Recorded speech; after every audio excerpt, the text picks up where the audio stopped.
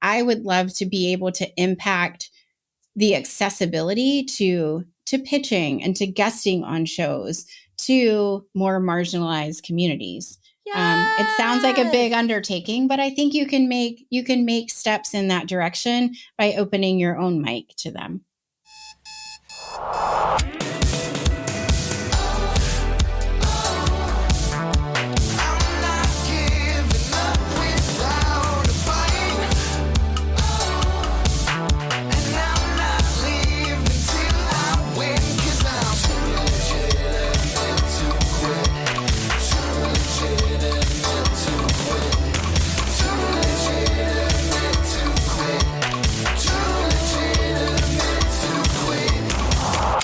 Welcome to Too Legitimate to Quit. Instantly actionable small business strategies with a pop culture spin.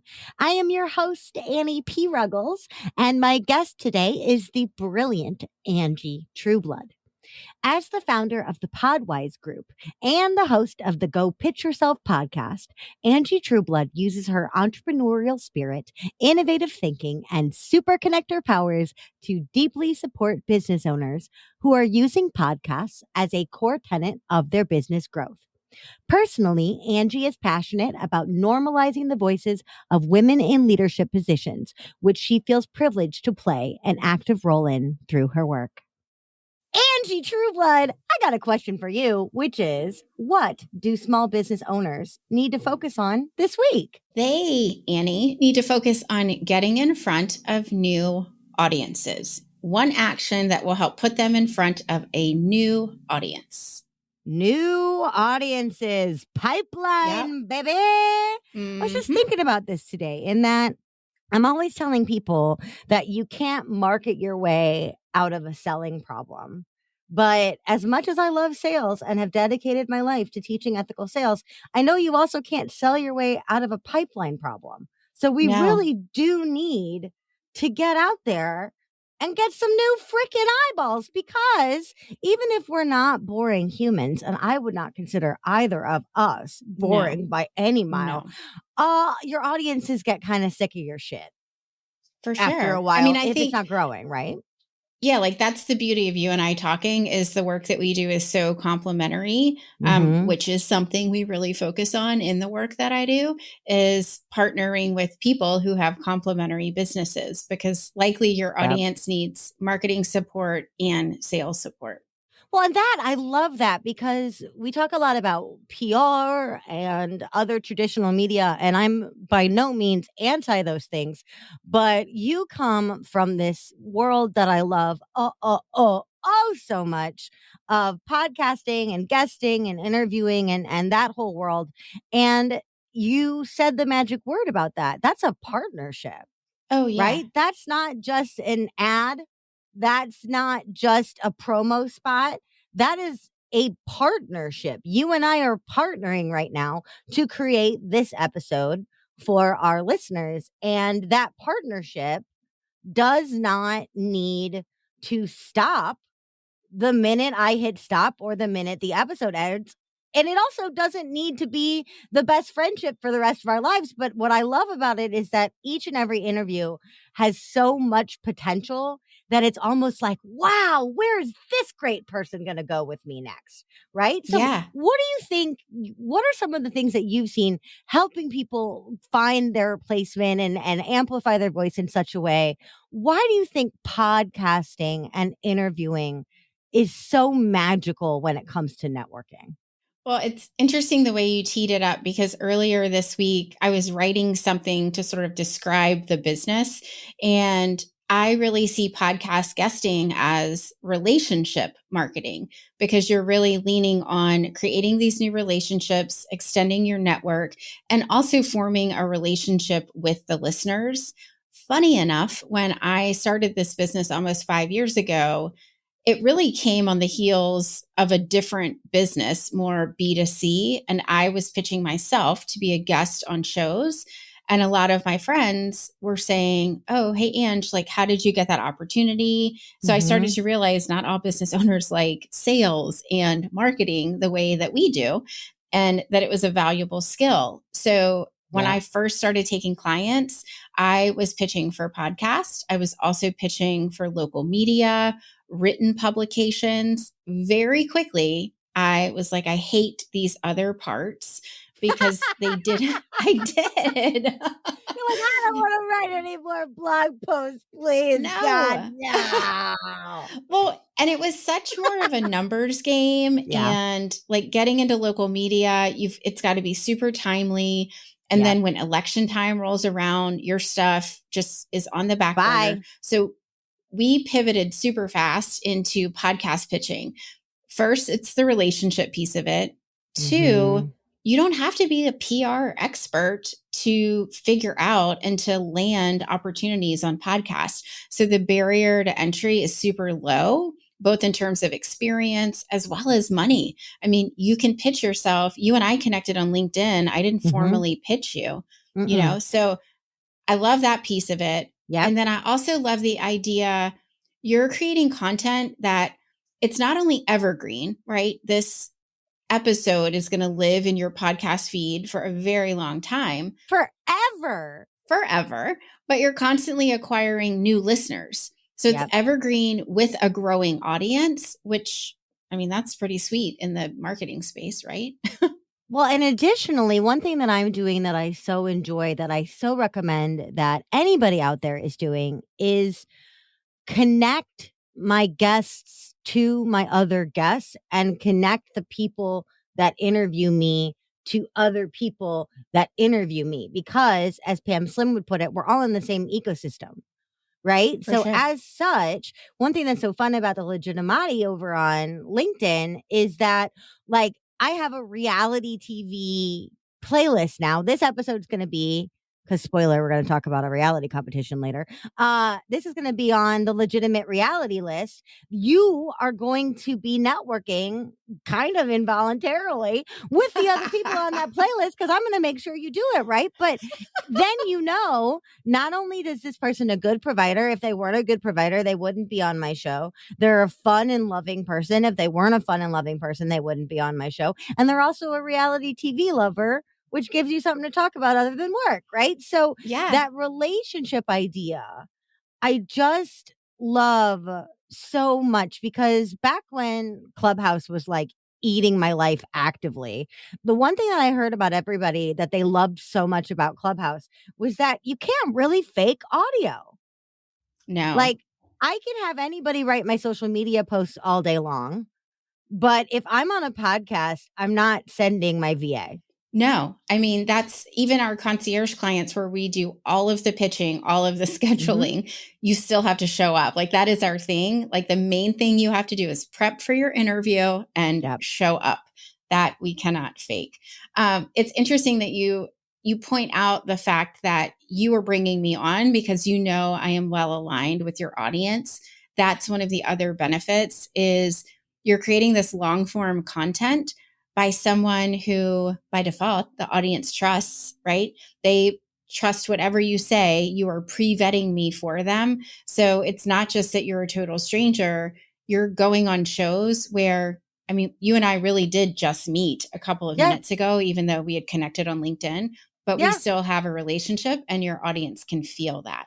So there's so many. Let's draw out, because I think a lot of people think that this is super complicated. And I'm not saying don't hire a service. Hire a freaking service. Specifically hire Angie. Okay, y'all? We just put that out there. Just go ahead and do it. But I think sometimes people feel like it always has to be this huge multi-step process. And having been on probably 100 podcasts as a guest, and now recording episode 70 some such of this one, I've been in a lot of interviews, right? I've been in a bunch, and I've been on either side of a bunch. Sometimes it really is as easy as one of our mutual people posted an episode they were on. You commented on LinkedIn and wrote, "What an interesting show." And I went, "Oh shit, Angie Trueblood is on my list of people to approach, but you didn't know me yet." So then you sent me a message on LinkedIn being like, "Hey, I love the concept of your show. Are you open to guests in general?" And I'm like, "Yeah, you're a podcast connector. Of course, totally. And then I'm like, "Wait a minute, hold on. why haven't I asked you yet while we're talking about which of your clients are right for me? Why haven't I asked you yet? And then you were like, oh my gosh, yes, I'd love to. And then I went and I told everybody you were going to be on my show. And they're like, that must have taken months to coordinate. She's such a big deal. And I'm like, What? literally, it took about 2 minutes. Do you know what I mean? Like somebody else reached out to Yeah. me on Instagram this week. I don't know her. She's in Australia. She's an ethical marketer. I looked at her profile. I watched a bunch of her reels. I'm like, non-sleazy sales, ethical marketing, peanut butter, Sign me up. jelly. Yeah. Come on. Yeah. And so she's like, please let me know how to formally pitch. And I wrote her a note back that was like, you just did. Yeah. Here's my scheduling link. Here's my scheduling link. Here's my intake form. You just did. And she seriously wrote back like, seriously? But when you're putting yourself out there authentically and you're asking for what you want, sometimes it's easy. And I will say, I think some of this comes with experience and confidence of Yes. you and I also. I've got the Go Pitch Yourself podcast. So I am on the Yes. other side of the mic. Today I was listening. So you and I have a mutual friend, Diane Wingert, who is in, I love her, who is in our membership, the Podwise Co-op. And she and I were doing podcast promo swaps internally in the membership. And so she's going to be my guinea pig. We're going to do a podcast promo on each other's show. So I was listening to her show. I fell in love with her most recent guest. I immediately went to Instagram and was like, I heard you on Diane's show. We need to connect. And there will probably be an interview that comes out of that at some point because who was the guest? Her name is Laura Khalil. I introduced them. Yeah. All right, here we go. She's amazing. Right here on TLTQ, let it be known that episode 1, Diane Wingert, Ren and Stimpy, and her most recent guest brought out naturally on this show were connected by me. You may know listeners, you may know Laura as the Uncle Buck episode of TLTQ. Oh my God. Okay. I had a feeling it was her. I'm like, bye, Laura. Bye. Yeah. Oh my God. I sent her an Instagram message and I said, any friend of Diane's is a friend of mine. And Amen. I loved what you said. We're going to have to be friends. She's incredible. And Laura's podcast, Brave by Design, is amazing, as is Diane's podcast, The Driven Woman. But this is exactly the point. See how everybody knows everybody else? Podcasting is a accepting, loving clique that is totally easy to get into, right? It's also a very forgiving art form. What were you going to say? Go ahead, please. Well, so I'm imagining your listener who are probably in the solopreneur or having a very small team space. And if they've never guested and they don't host, that seems very nebulous, just approach people. So I think giving a couple of tangible firsts, like how to step into it, and then you can kind of be a part of the connection, because that's also the beauty of being a guest on a number of shows, is that's where momentum starts to take over and you get invited. So you're not always cold pitching. You are touching base with warm contacts. So if you've never pitched and you do think that guesting is going to be a great outlet for you, and you're excited about it, right? So I think that's the other thing. I know we'll get into Survivor, but we all have our own strengths. And so if having conversations and being able to communicate orally is something that is exciting and appealing to you, then at least try guesting. But really the first step is to acknowledge, well, who are the types of people I want to get in front of? Ideally, like who are the clients I want to work with? So it's really going into the whole concept, because a lot of people will start in Apple Podcasts. They'll just start searching and they don't know what they're searching for. And it's super overwhelming. So it's really getting clear on, well, who are the types of audiences that I want to get in front of and that I want to connect with. And so you can't really do searching or any of that other stuff until you have some clarity on the strategy. Yes. And remember, let's say you find a show, and I definitely had this at the beginning, other than just like a good old dose of stage fright and imposter syndrome, which I totally had. I remember when I was working with Interview Connections, my first interview was I believe, John Golden's Sales Pop. And John Golden is a lovely human, but of course I couldn't know that at the time, right? And I remember sending an email to my agent, the remarkable Nathan Peavy, and being like, I'm freaking out. I'm freaking out. I'm freaking out. And he's like, everybody freaks out. It's totally fine. But I remember specifically being like, it's a sales show and I teach sales and nothing I do is going to be original. When I'm on the Everyday Intuitive podcast, that's different because I'm specifically talking about sales for intuitives. But on the sales podcast, what am I going to say? And I remember him being like, no one is going to say it how you say it. And having heard that before, it was the first time I understood it. That, like, yeah, I'm sure objection handling has been discussed on this show before. Podcast guesting in one way or another has been discussed on this show before, but not with you. Yeah. So I think you can't highlight the importance of pitching to complementary hosts enough, because that is an intimidating type of show to go on. Yeah. And also, as much as we both love collaboration over competition, from a more tactical business perspective, I don't want to go on a show where that person offers the same types of offers that I have, because the audience is already following them, right? So the chance of me like plucking them away from their leader is pretty slim. Whereas you can go on a show where you're complementary, right? I guest on a lot of shows that talk about growing a podcast, because podcast guesting is a great way to do that. But typically, the people that are teaching podcasting aren't really sure of how to teach their people to guest. So it's a really natural fit without being competitive at all. And that's where I feel like some of the best conversations come out, when there's familiarity, but not significant overlap in the expertise. I love it. It's like you're not both Care Bears, but you're at least a Care Bear cousin.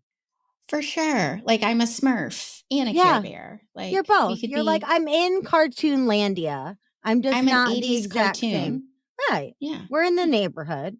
Yeah. So let's talk about that very, very first pitch. You said, searching on Apple Podcasts and stuff like that. Personally, I always search on listen notes.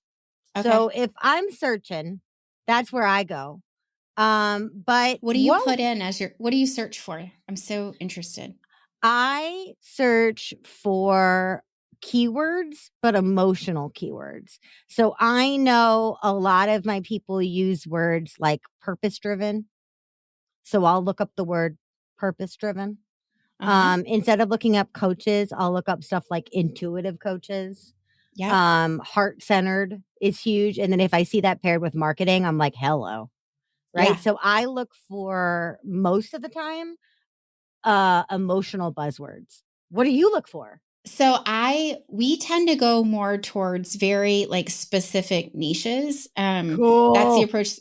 Yeah. So for me, if I'm pitching myself, I'm looking for shows that are talking about podcasts, shows sometimes that are talking about lead generation and sales for service providers, because the conversion for service providers, being a guest on a show, it's really great. We had a client that we worked with, Danielle Hayden, for almost 3 years. And I recently interviewed her. We haven't published it yet, but she told me that 30% of her company's revenue in 2021 came from podcast interviews. That doesn't surprise me. And so I want to help more people. At all. Hell yes, 30%. Yeah. And that's 30%. Yeah. It's guiding them to a discovery call. It's not having to create, if you're trying to grow your list, great. I mean, I have an opt-in, and also we have a page on our website where you can schedule a call. And so I think it's just important, again, from a strategy perspective, to know who you're trying to get in front of. And a lot of that too, we'll use words like scaling, right? Yep. So it qualifies in the same way that the more emotional words help qualify people. And then we do vet for energy. So you and I are probably doing the same thing, just backwards. Like once you find your list of shows, then you're seeing like, oh, okay, well, are they talking to people that could be potentially interested in sales? Whereas I'm saying, are they talking in a way that is going to be appealing for me to connect with them and their audience? I'm obsessed with that phrase, vet for energy. And I know what it means because I've been doing this on both sides for forever. But could you please expand on that freaking gem of a concept? Because in this world, in this life, and in this strategy, energy really trumps all, trumps show size, trumps a whole lot of things. So talk to me about vetting for energy. What does it look like? Why do we do it? And why is podcasting unique in that way? Anything that comes up on that. Sure. I mean, I'll give a really early example. I worked with my friend Kendra Hennessy. She hosts Mother Like a Boss, and we were pitching her. Her whole business is focused, it's expanded, but at the base of it, it's homemaking, but modern homemaking. And you don't need to be perfect, but also you kind of need to get your shit done. Like there are things as moms we need to get done. Like your children need to be bathed. Yeah. And so she is not at all an advocate of this hot mess mom that, over the last few years has like taken over social.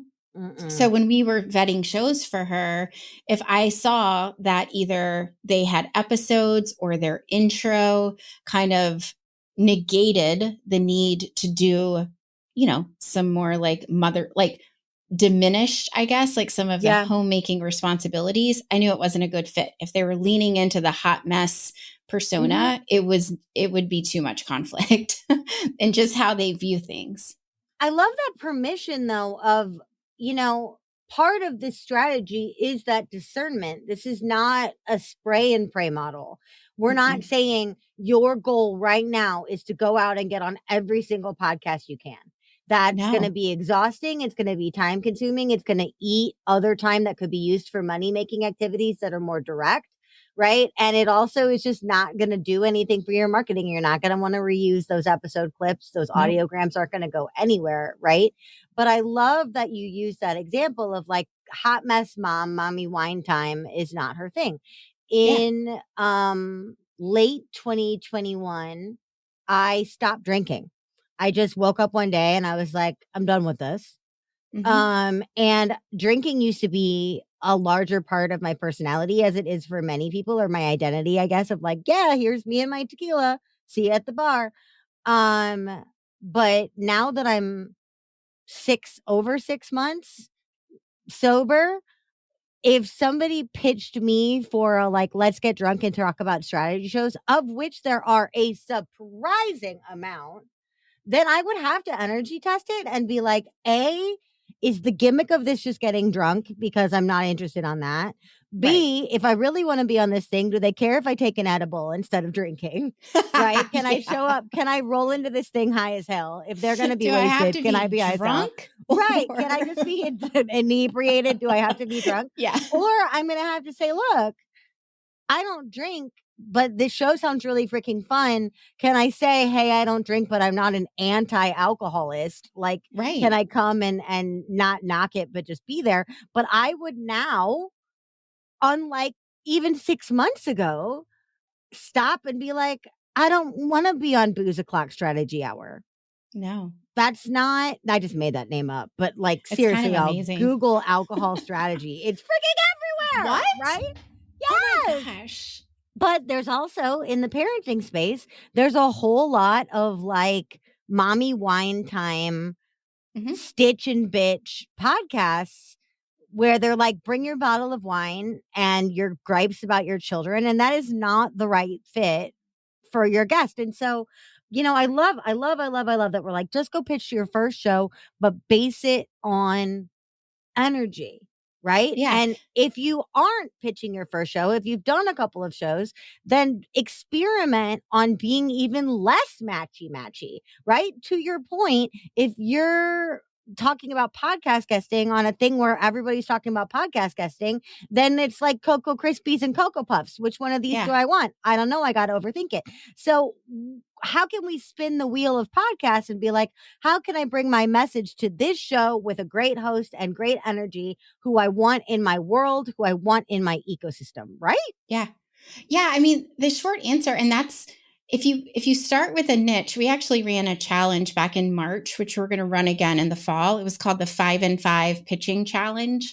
And it was funny because at the time I had a coach and she's like, that seems really aggressive, like 5 pitches going out in 5 days. Meh. Do you And she was like, what about just one? I'm like, nope, that's not enough like energy. That's It's not a enough like challenge. adrenaline. It's in Yeah. the name.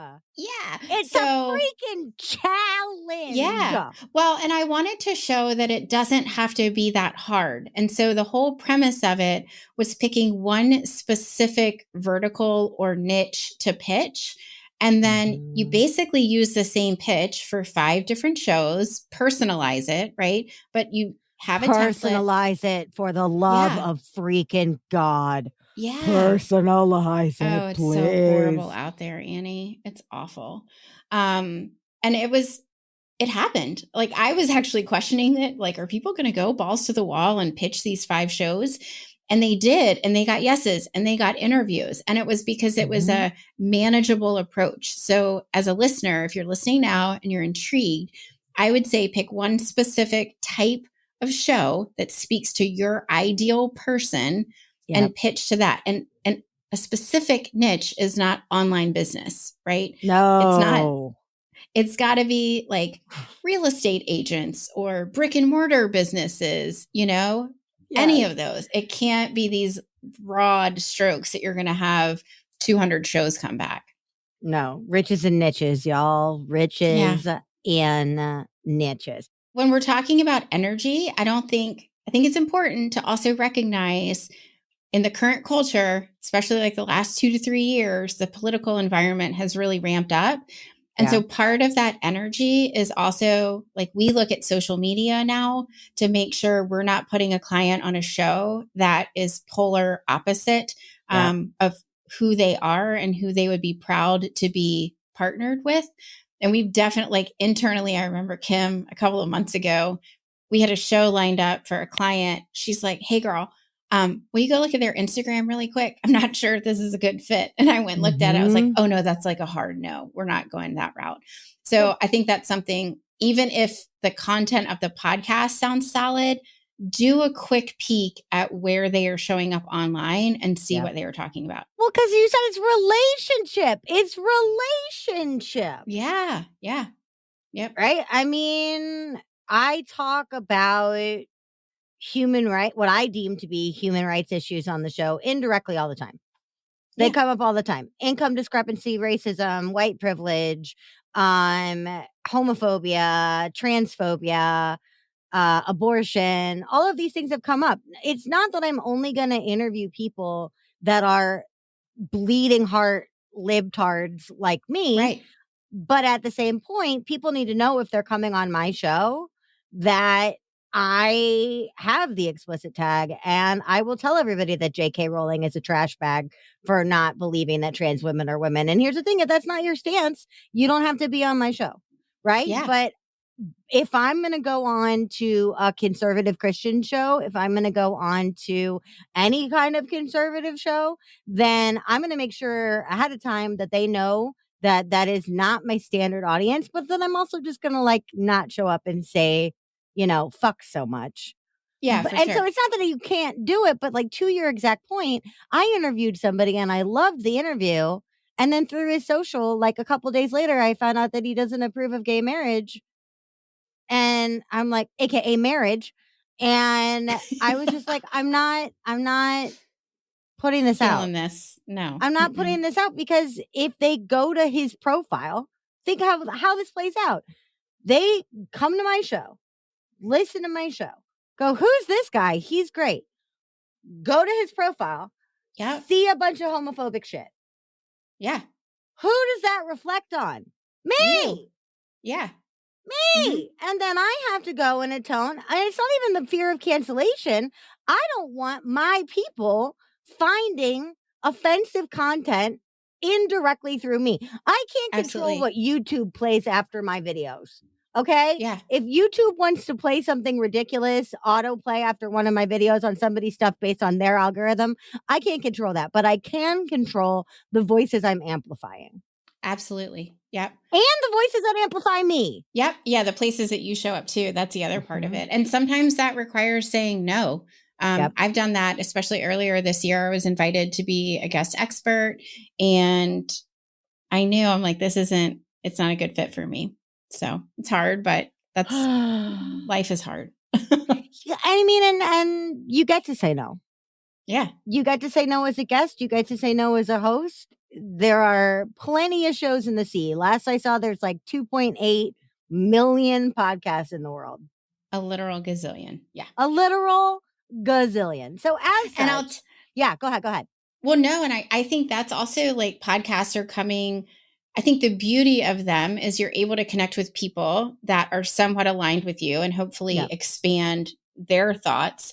But when we had that instance where I was invited, we were internally, Courtney, my executive assistant, she's like, well, what do you say? And I was thinking of just taking like the easy route out of like, oh, I'm just really busy. And then I just decided, like, if I'm going to say no to this, I need to stand in my truth and just say what the reason was. And that's empowering too. So I think every step, that's why this visibility space is so, for me, empowering. And every interview you do, every interview you record as a host, you get more confident in who you are and what you stand for and what you don't stand for. Yes.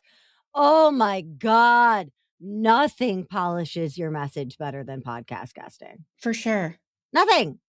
It's the first, for me, I think it's the no-brainer first step because it doesn't take, it's that low barrier to entry again, right? Like it doesn't take any sort of background experience to be able to do it. Yeah. All right. Before we get into Survivor, I got a lightning round of quick and dirty questions because otherwise I'm going to keep you here until next year. And you have things to do and a podcasting empire to run. I have children to get off the bus. Yes. And children to get off the bus. Sure. I'm like, you have a membership to run. You're like, also spawn. I have spawn that need to be, fed. I've created humans that need me. All right. Lightning round. You ready? Yeah. Let's do it. First pitch. I'm going in cold. Give me a tip. Bam. Pick a specific topic that you think would help that specific audience. Personalizing so that you don't say, I've been listening to your show and then say something that is very obvious that you haven't listened to the show. What kind of personalizing works really beautifully on all pitches? Go. Pointing out, kind of restating their mission. I love how you're doing this, this, and this. And then pointing out, I notice you haven't covered this topic in a while. Like point out something specific that bridges the gap between you and your expertise and that show. So you're basically making the connection of why it makes sense for you to even be reaching out. So I noticed that you haven't covered podcast guesting on your show. I'd love to come on and blah, blah, blah. So you have to do that legwork of connecting the dots for the host. Here's a one sentence rant. Say you're going to pitch to this show, for example. If you do not include a pop culture idea, I'll know you didn't listen to the show. Or read any of the episode titles. Come on. I get that all the time. Hey, Annie, I've been listening to your show. And then I get this like humongous boilerplate pitch that sounds really, really good. And then they get to the end and they're like, thanks for considering me. And I'm like, you didn't listen to a damn thing. Because if you listen to a damn thing, you could be like, honest. I get one of two things. I get someone being like, in all honesty, I don't know what my pop culture piece would be. Is that something that you workshop with your guests? Or somebody will be like, and they'll be like, can we talk about Survivor? Like immediately. Like, then I know, right? Then I know. Then I'm like, oh my God. All right. So your opinion on pay to play opportunities for guesting? I mean, good for people for charging. It's nothing that we do for our clients. And if you're going to provide the data that I need to make a decision on whether I want to advertise that way, we can evaluate it. But I don't like the blanket, we're charging this much without me getting download numbers, reach numbers. I mean, go get your money, honey, but recognize it's an advertising. It's no longer an earned media opportunity. It's an advertising platform. It's an advertisement. 100%. Overcoming imposter syndrome pre-episode. I mean, I'm thinking of one person that was in our co-op and we gave her all kinds of tips for like listening to really good music that gets you like really hyped up. It's really just doing it. I mean, you just got to do the first one. And then the next time you have an interview, you're not going to be as nervous. So you can practice with someone if you want, but I think good music beforehand. And then just know, I mean, the worst case scenario is it totally sucks and they're not going to air it, right? Yeah. So if it's a shitty interview, it's not going to go live. So just one foot in front of the other. One foot in front of the other. I love that idea. Just keep getting out there. And it's not going to suck. Y'all, it's not going to it suck. could. But it probably won't. Like, it could. Yeah, it definitely probably won't. But it probably won't. But it could. Yeah. But it probably won't. But it still could. Let's see what else to bring home the line. Oh, I know we wanted to talk about this, and then I promise we'll talk about Survivor. Okay. Big guest, small guest, big list, small list, big show, small show. Does size matter in podcasting and podcast guesting? I mean, for sure, it matters, right? If you can get in front of more of your ideal client, the better, right? Engagement, though, is really what we look for. So we have definitely pitched to shows that, if you look at it, have smaller audiences, but if they're more niched, which again, that's one of our big strategies, those people are showing up every week because they know that podcast is talking to that specific type of business owner rather than just general business owners. So size can matter, but engagement and alignment is far more important. Yeah, because there's pros and cons on every size, right? So we were talking in the pre-chat. I've had some celebrity guests. They barely share it. I've had celebrity guests share the ever-loving daylights out of it, and it's gone off like wildfire for a couple of days. And then I've had people that have brand new businesses, but really amazing voices, who are so excited to be on a show that they put it in their freaking Christmas letter, and everyone and their Nana listened to it. And that episode went through the roof. I saw more subscribers, higher rate of finishing, like all these things through the roof. And this woman, by all means, or, by all stereotypical judging criteria, was a big nobody, but she was earnest in it, right? Similarly, I've hired people that I've interviewed. People that I've interviewed have hired me. I've been hired by people that have interviewed me. I've hired people that have interviewed me. There's money to be exchanged up, down, and sideways in this. And if you're only targeting one level of guest or one level of show, you might be missing out on some of that earning potential. Yeah. I want to say this. I don't want to go too far over and like off the wall here. Yeah, go ahead. I think one thing I have kind of wrestled with over the past 6 months is how to best share my interviews, because I don't love Instagram has been the place that I have been most active, but I don't love pushing out content on there. I've hired a company to do it, and part of me just doesn't know the ROI generally on organic Instagram. What I have started doing is like, okay, well, where do I share with my people? Well, I share on my podcast. So I have started in the beginning of episodes sharing like, hey, I was on this really cool podcast with Annie. And so it might not look on social. Holy shit. Are you a genius? I mean, I knew that you were before, but like, I told you, now I'm just freaking embarrassed. I said I've been on 100 podcasts. I don't think I've ever explicitly been like, hey, cool, I got this great interview this week. I don't think I've ever done that. Nor had I, but I just started to examine, and we send out every other week an email to our list. We included in that.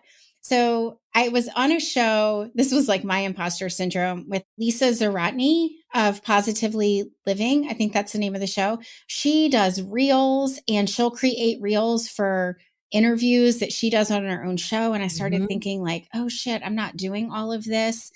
But then I was like, well, where do my people show up for me? Right. And it's on my podcast and it's on my email list. So that's what I'm doing. And we'll share, in stories about interviews that I've had go live. But I just think that's important. And this goes to Survivor too. But it's like, know what you're good at, own who you are and how you serve your people, and just lean into that as much as you can. That's the perfect transition to Survivor. Okay. And I told you in the pre-chat, I've been trying to sing the Survivor theme song, but every time I do, it just comes out like, hode, hode, hode, hode. So first I think that's first, will you sing the Survivor theme song for us, please? No. Nope. Just kidding. I already did. Hode, hode, hode, hode. But you just said, and it's so freaking exciting. Yes, today we are talking about Survivor.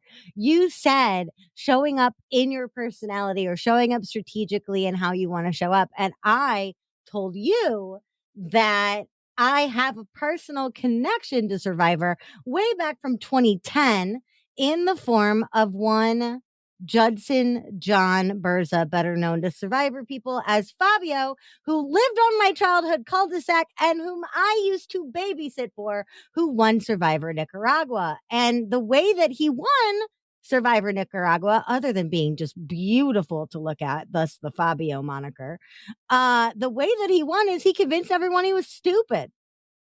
He convinced everybody he was just a standard California surf bum, happy-go-lucky kind of a goofball, which he is. That is an authentic part. But surf bum, authentic. Stupid surf bum, inauthentic, not strategic, true. right? So he crept his way in. Everybody underestimated him. Everybody. And then he laughed his way into the finals and was like, played you all, but glad we can still be friends, right? So what the hell does any of this have to do with alliances and tribal councils and Jeff Prost and my super wonderful and thrillingly hot neighbor, Judd Berza? What does it have to do with Survivor? So there's so many pieces to it. And I told you, but my kiddos, they're 10 and 12 now. And over COVID, we started watching Survivor together. And that has been really nice to have something that we all kind of turn to together. But from a business perspective, I love Survivor because there's this individual game, right? There are competitions to where you are competing for your own immunity. You're competing as a team sometimes within those team challenges. What I love about that is really leaning in to your strengths. On this most recent season 42, there was this like total behemoth of a man, Jonathan. And there were challenges where he was literally like picking up members of his team to get them through the water. Like his strength was literal physical strength. Hodor. Rock on, Survivor Hodor. Like, okay. It's crazy. Yeah. So that was like a very big strength of his. But then a lot of the challenges have puzzles at the end. And so if you get there first because you're so strong and have no idea how to put a puzzle together, then you're still even with the person next to you. So I love the idea that it's kind of an equalizer to where you can lean in on what you're great at. And hopefully you can kind of pick up the slack of what you're not super strong at. And then obvi, the team play is pretty important and how you're building relationships. Even though I don't like all the lying, that was like very uncomfortable for me. Like, especially as a mom, I'm like, oh shit, what am I teaching my kids? Oops. But we've talked through it. So I love that you have to form relationships and figure out how to trust people to kind of get to, the next station and the next level of Survivor.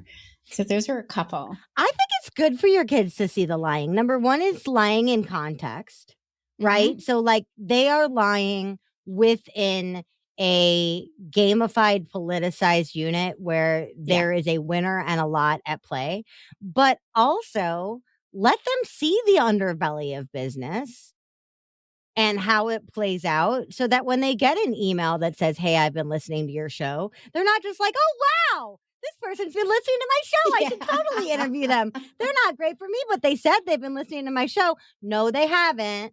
They're Survivor lying. Right? Like, let them see the Survivor lie. I mean, and at the same point, what are your intentions? Because this is not Survivor and we're not trying to claw each other out of $1 million, right? Do I need to lie to get a spot on a podcast guest? Do I need to lie about the size of my show to get the guest I want? Do I need to lie about the rate of my business? Do I have to lie about my numbers to get onto a show? I don't know. Depends on the show. Depends on your business. I would say no for me. I would be uninterested. But that brings up the ethics of the whole shebang. How do you want to show up? Well, and that's an evolution. I mean, we've watched a lot of seasons over the past year because they were all on Netflix. But you see this evolution too that parallels life and parallels business of them putting a greater emphasis on diversity. Some of the more recent tribal councils have had very candid discussions. There was one, I think it was this season, where I think 2 people of color had been voted out, and there were 2 more Black women in the tribal council, and they kind of banded together and they were like, I don't I don't want to have another Black person voted out like 3 in a No. row. And so I love that it's evolving, and that, it's exactly what we talked about, like energy and who you kind of connect yourself with. You can't separate what's going on in this real world with what's going on in business. There was, Yeah. right? There was one where there was a guy on the show who was transgender, and at tribal council, one of the teammates basically outed him. Thanks. Yeah, it was such a dick move. Thanks, yeah, but Yeah. And so it was interesting though, because my kids didn't really know a lot. I mean, at that point, they were 9 and 11. So transgender was kind of new for them.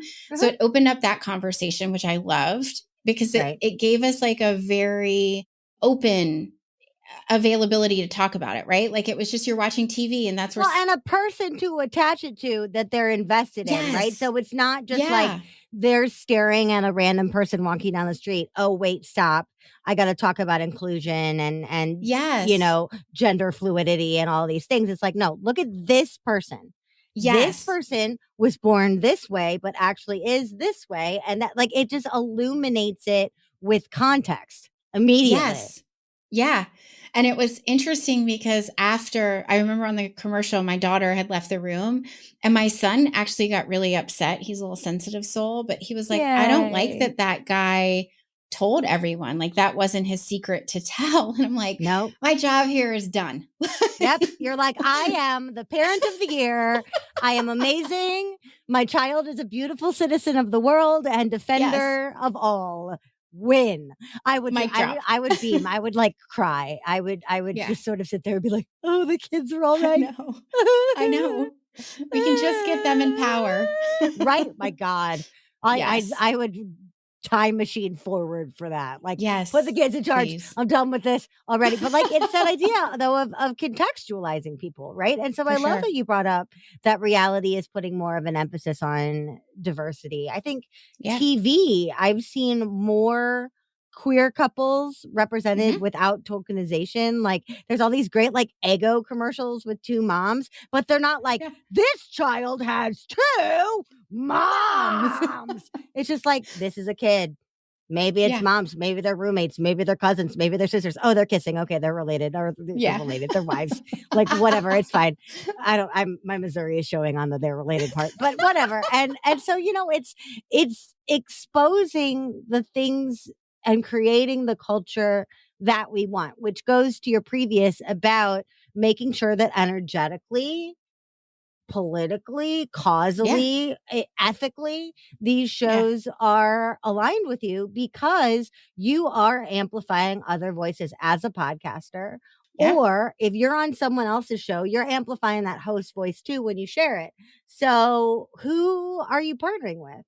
If you're, and I mean, my show has been really dominated lately with white women, and I'm aware of that as a host. And as the host, it's my prerogative to fix that, because right now I'm sending out the concept very unintentionally, but looking at it and going, okay, the only people I interview are white women because white women are the only marketing strategists I talk to. No, that's not true. But as a host, if I don't want to put that out, I have to take it on myself to fix that. If I'm the network, I have to give the women of color the opportunity to say, we need to band together so no more women of color get voted off the show. I need to give my guests that same opportunity, right? Yeah, absolutely. And I mean, candidly, like you asked me about that beforehand. So I've got a list of people, but I mean, I fall into that too. I feel like I go through ebbs and flows, and sometimes life just gets away from you. But if it is something that is important, then we have to take action to expand our own networks. And also, I mean, candidly, like we get pitches a decent amount. And I would say most of them are white men that I am getting pitched from on behalf of like other companies. So I would love to be able to impact the accessibility to pitching and to guesting on shows to more marginalized communities. It sounds like a big undertaking, but I think you can make steps in that direction by opening your own mic to them. By opening, oh God, I love that idea. Open your own mic. What a gorgeous call to action, because that right there is you forming your survivor alliances. Oh, right? yeah. You're like, Yeah. my mic is open. Who wants to be on my team? Yeah. I'm a big, Oh, I heavy love that. lifter, right? I'm not a fast runner, but I'm really freakishly strong and I'm really good at word puzzles. But if you make me balance on a pole, I will die. Like, Oh, that's no. just me, Yeah. baby. ABC's of Yeah. me, baby. But at the same point, looking for those partnerships, looking for the person that can solve the puzzle after you run really fast. And Hmm. also at the same point, saying, I'm coming at this from vantage point A or privilege A. And I want to make sure that I'm also opening my own brain up Yeah. to other vantage points. That's been one of the joys of podcasting is how much I learn from y'all. Oh, yeah. Like I Yeah. expected sort of like, teachers from their students, they are taught. Like I got that. But as a podcaster, I don't think it occurred to me because I am the host that like at least once an episode, I'm writing down action items. I do the homework every week too, right? Because Yeah. I'm learning too. I don't know everything in the world. And so, what I love about my podcast is it puts me in a beginner's mind, which is one of the great things about Survivor. Even if you have natural strengths, you sure as hell have never done this before. You've never No. had to win a bug cook-off before, Ugh. No. right? So we're all in this ball game together, but the rules to all of us are totally new. So Yeah. how do we jump in and play? How do we play and how do we play to win? Yeah. I mean, I think it's again leaning into your strengths and still the survivor reference is, they go through periods of total starvation Yeah. and then you like win this big reward of food. And so I think it's right. Like from a podcast guest, like from a visibility perspective, I think we Yep. would like to even that out a little bit more to make sure you have that pipeline that you were speaking of. Yep. But I think it's leaning into your strengths. That's what's Mm. been, I've had the biggest growth over the last year and I'm still navigating through it as we Yep. grow. Like I want to stay in my sweet spot, and I want to, so that's like the hardest part for me is staying in like the strategy and the connecting Yeah. and the showing up. Cause that's what I'm really good at. But that right there, strategy, connection, and showing up. That's the Yeah. recipe right there. Be strategic, right? Mm-hmm. Come into it with the mindset of partnership and For show sure. up fabulously, openly, and be a good guest. That's it. Yeah. That's the whole That's thing. it. Strategize, All right, we're done. connect, show up. We're done. I mean, we are done. You gotta go anyway. So I got Yeah. 2 more questions for you. Yes. The first one, you are now in the finals, but you are like hosting. So you're not playing, you're hosting. I'm Jeff. You're Jeff. You're Jeffing in your khaki shorts. Okay. As such, one of your remaining finalists has just done something unforgivable in podcasting. And although you are hosting and you're not supposed to be biased, you really want this person to get voted off of Podcast Island. Okay. What did they do? What is the cardinal sin of Podcast Island Survivor? Oh. So if we're talking about podcast guesting, I would like to talk about someone showing up to be a guest on my show. Mm-hmm. It hasn't really happened, but it's word vomiting through the interview and not recognizing that it's a conversation. We see this a lot. Sometimes speakers, when they transition over to interviews, getting comfortable in that back and forth and giving time for the interviewer, who is the host and the influencer, to have their time to kind of narrate the conversation. You gotta give that space. So sometimes like when we audit episodes, I will time like, how long did you talk without the host saying anything? I do that for my show though, where I'm like, I'm so damn loud that when I get my transcript back and it's like 70% me, I'm like, hey, it's an interview show. Reminder, you get excited. You're also interviewing people strategically. So yes, y'all don't get voted off Podcast Island. It's a conversation. You're a team member. In order to play the individual game right, you have to play the team game right. You can't get to the finals without playing the team game. Damn. Yeah. All right. Well, if somebody wants to be on your team, Angie, where do they go? What do they do? How do they come into your world? Yeah. First place would be go listen to the podcast, go pitch yourself. We put out content every other week. I myself, I have great guests, so definitely check that out. If you are thinking you want some support in your podcast pitching and guesting game, our website, the Podwise Group, and that's podwise with a Z.com, has all the information. If you're looking for more one-to-one support, you can go to our services page and schedule a call there. Or you can look at our membership, which is the Podwise Co-op, which apparently all of Annie's friends are a member of. Yep. And yeah, it's a community. There's training. There's a lot of group coaching and even live feedback. It's just a really special place. We're networking, promo swapping, really cool stuff going on there. And then I'm on Instagram and LinkedIn. This has been such an honor, such a delight. I know we just met, but I would sign up to be on your team for just about anything, I'm sure. Yeah. Thank you for being my guest today. No, this was great. Such a cool concept for a show, and it's out of the norm, which is what is almost required these days. I just appreciate you showing up as you for your listeners, because so good. Oh, I love it. I love it, y'all. Listen, show up as you. It got Judd $1 million. It's rocking Angie's business. It's rocking mine. And I can't wait to hear all of the beautiful interviews that come out of this interview. So big thanks to Angie, everybody. I will be back in just a second with my final thought and your homework for this week.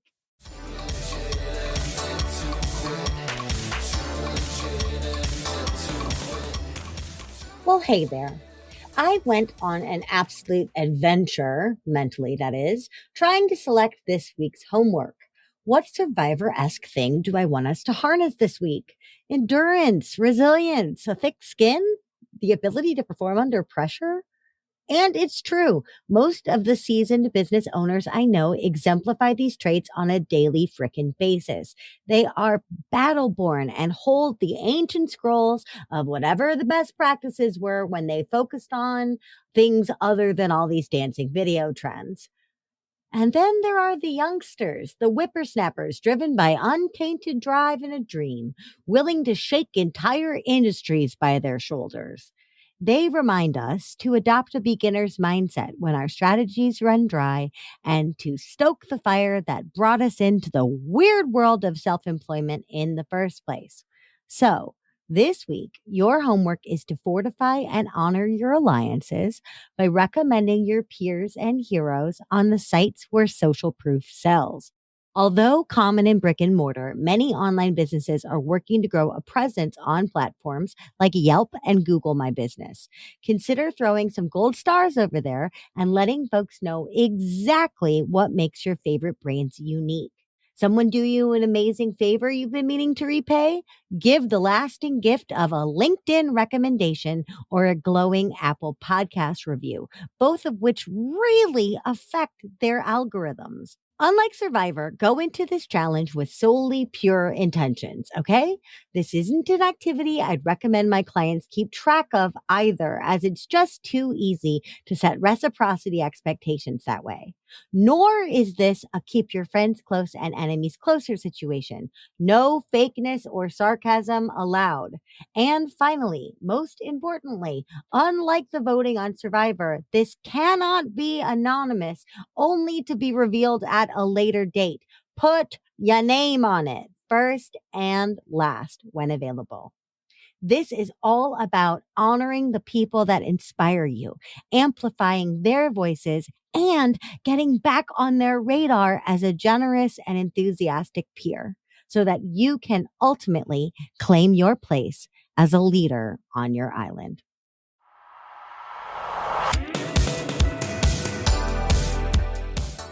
Hey, thanks for listening. Too Legitimate to Quit is brought to you by the Non-Sleazy Sales Academy and me, your host, Annie P. Ruggles.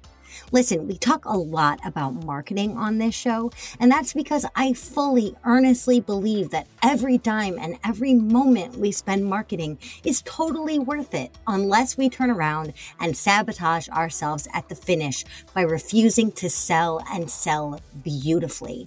Why?